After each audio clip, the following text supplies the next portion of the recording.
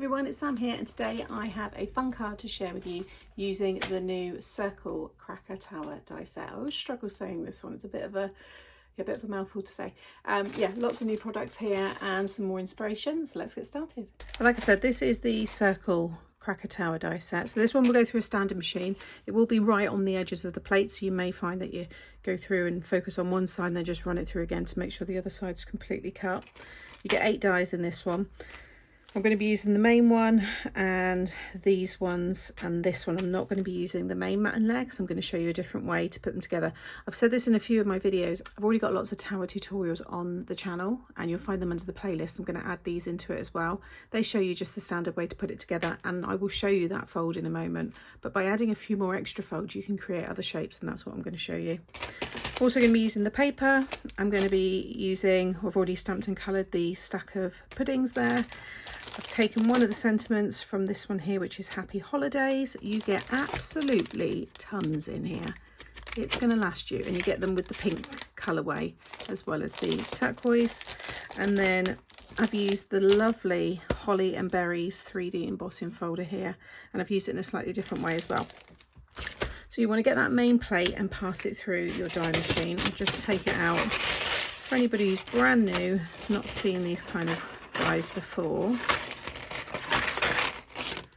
that's the main one. So you just want to run that through like so, and then to create the way that it's been made, you want to have a valley and then a mountain fold at each end. So valley and a mountain, valley and a mountain. And if you imagine, I've not scored in the middle there, that's how it will look.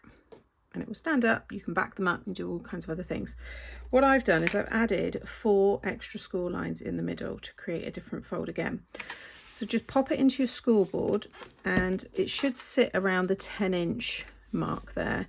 You want to score at 4, 4.5, 5.5 and 6. Okay, so we've already got those folds, and then with these ones you want to create a valley and a mountain, and then a mountain and a valley, and it should sit behind like so. Fold and burnish, and that will all fold under. I think it ends up being 4 by 6. You could put this into a slightly smaller envelope if you wanted to, and this one will just naturally kind of pop out into its shape and it will stand up like so. So to decorate it, I have cut the circle, the largest one here. You only have to pass it through once for each side. So you've got 2, 4, 6, 8, and you've got 8 there. So you run it through for that side, run it through for that side, and then you've got your layers on top. I'm not using those ones today. And what I've done with these circles, using the embossing folder, I just sat each circle over the berries or the holly there and passed it through. And you get this gorgeous little embossed disc, and it's very, very dimensional. Like I said, this is a 3D embossing folder. You could add some gilding wax to this, heat emboss it, colour it in maybe. So I'm going to cover those, what's that, 16 circles with these pieces.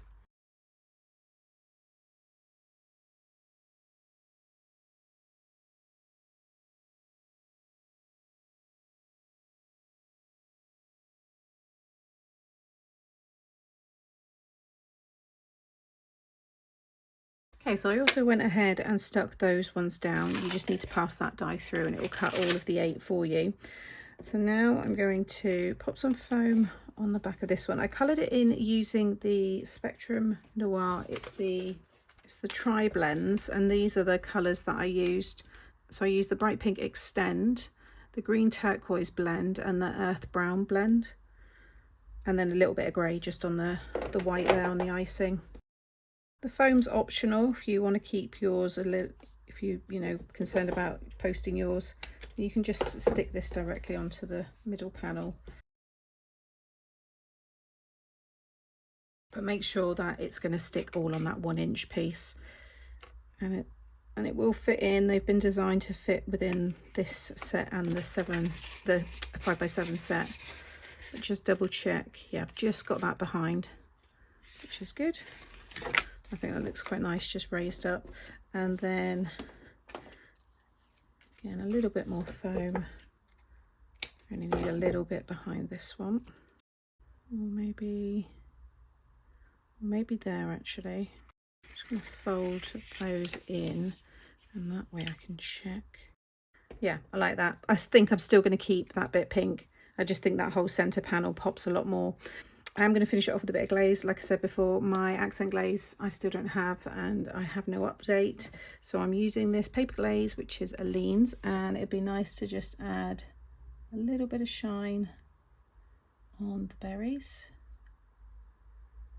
Again, completely optional. You could add maybe some sparkle with a pen. You could add a little bit of glue and just tip some glitter on there if you wanted to.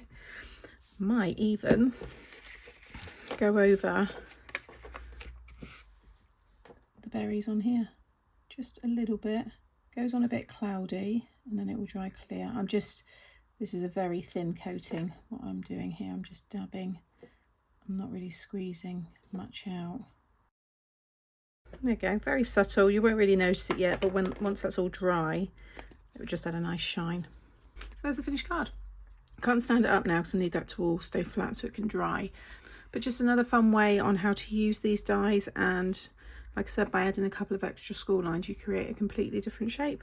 So check out the playlist if this is something new to you and you want to get more inspiration and just maybe some more fun ways of using them. Do have a look there because there's lots of inspiration.